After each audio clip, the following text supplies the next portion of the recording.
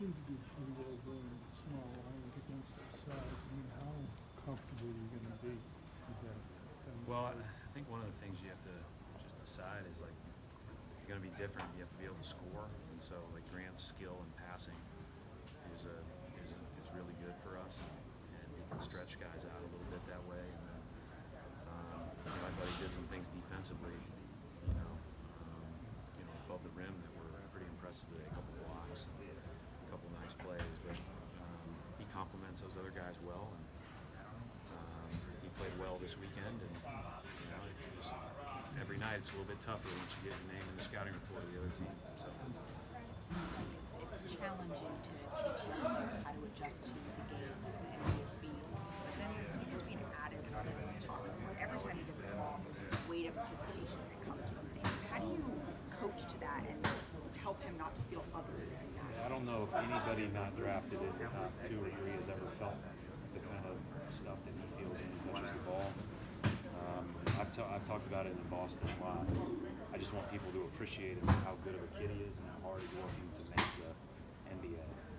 Everybody is yelling because of his size, right? So I get it.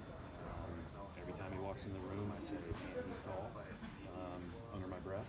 But at the same time, I hope people do appreciate him for who he is and how hard he's working. What do you do to make him not feel like an it or a thing or other? I don't have the answer for that other than he knows that he's nothing to us and me. Right. It seems like you're letting Grant and Carson play through their mistakes. Like, how important is that early in the season to know that you're going to still stay out there even though they miss a shot or turnover or something? I'm not worried about Carson missing much. I mean, he's just going to, I don't think he's worried about it either. I talked to Carson last night on the plane. I just think, sometimes on back-to-backs especially, having a guy you can throw in there who didn't play the night before and energize the whole group is important. And he did a great job, ball pressure and making shots. As long as he's pressuring the ball, he pretty much, he's got the green light. I mean, he can really stroke it, and him coming off screens demands a lot of attention. Coach, you said after the first couple of games you knew that Kemba's shot was going to find itself. What have you seen just in terms of him settling into the offense over the first few games of tonight? I mean, he got comfortable in both of the end of the last 2 games. But you can just tell when he puts that ball on the floor how quick and tight that pickup is, and when he gets into his shot and he has a little bit extra pop, he doesn't miss very many of those. Like, you can just, for whatever reason, you could see it in the 3rd quarter yesterday.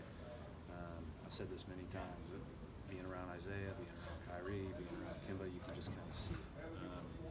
Those guys aren't going to go stretches of games without missing shots. Are you someone who believes Without making shots.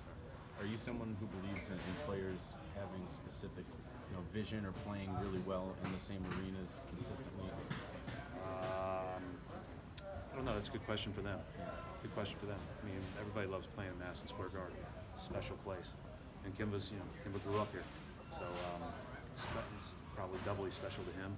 Playing his high school games and UConn games and NBA games. We talked about Jalen Brown's playmaking last night. Tonight, finishing through contact. They did that both games. He's a physical kid. Plays really hard, and he's gotten better finishing at the rim. And he thought he made a couple good plays on the glass too. Thank you. Thank you. Thank you.